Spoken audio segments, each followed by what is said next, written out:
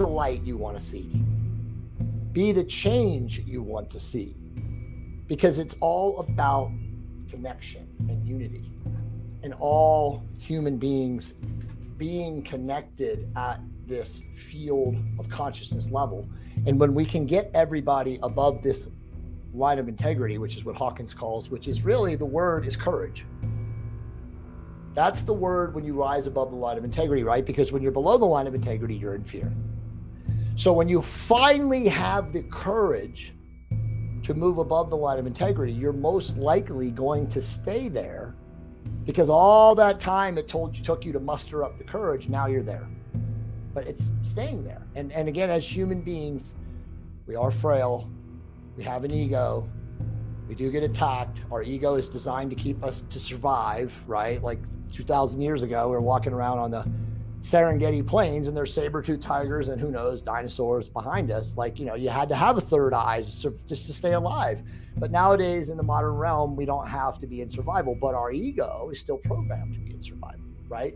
So, you know, a good analogy for people watching the show to really keep it, you know, centered is, you always have a choice as a human being, a conscious human being, a sentient human being, to want to do two things. You can react out of fear to whatever happens to you, which is, again, 80% of the masses are reacting out of fear because that's where they vibrate. Or you can choose to respond out of love. And when you choose to respond out of love, it takes great fortitude. It takes thought. It takes focus, and it takes, again, conscious intent to respond out of love, right? Because it's not simple.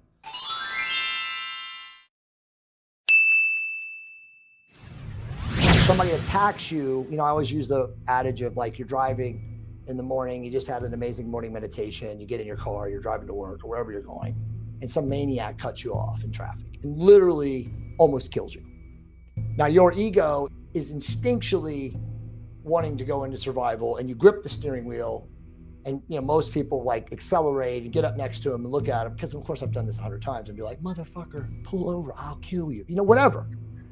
But the conscious being, and again, this takes great work and great fortitude and courage and all these things, has so much control over their ego that they literally look back at this person. They don't grip the steering wheel, number one.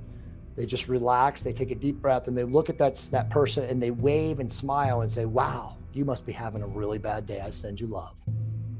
Now, very few people can do that, but Jason, this is the most important thing of that, right? Like, that's enough just to understand, wow, that person can do that.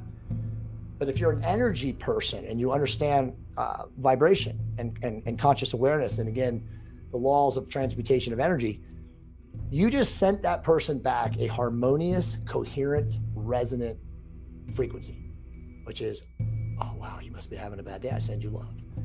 That energy field of resonance transmutes and disarms dissonant energy. So now that person who's in a bad mood and is having a horrible day and is driving like a maniac, and God knows what could be happening. Who knows? Maybe their mom and dad were just killed. They lost their son, you know, insert any horrific thing. Just had a love wave of energy overcome his dissonant wave of energy, because that's the way it works. That's literally the laws of quantum physics. Resonance disarms dissonance. It's a universal construct. So you just disarmed his negativity, and now he's sitting there going, huh? That person just waved at me and like sent me love, and what do I do? So it's like, you now just disarm that person and you put them in a different field. It's the same thing. Like, I used to play this game when I first started doing this and really learning how, you know, energy can transmute energy. You could go into a crowded place and go up to the meanest, menacing, biggest, baddest looking dude, tatted up, looks like a killer just was released from the prison, who's, you know, got a scowl on their face and menacing. And you could go up as like a tiny little dude and walk up to him with a smile on your face and shake his hand and say, hey man, how are you doing today? My name is Jay.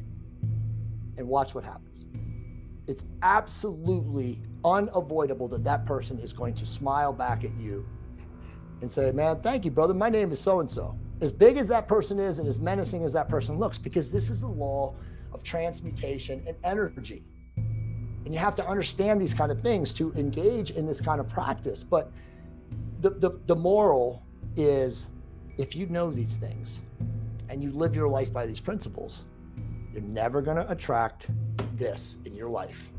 You're never going to be in a robbery. You're never going to be driving around in a neighborhood and be involved in a drive-by shooting or a carjacking or any of these other things, because your vibrational field, your informed field, as Jason calls it, is not at a level where you're attracting an equal energy, right? So if you're driving around, living your life in resonance, giving to homeless people, treating people with the golden rule, tipping well, treating people at the airport or cabbies or Uber drivers with graciousness, respect, and cooperation and kindness and harmony, it's gonna come back. It's a universal law.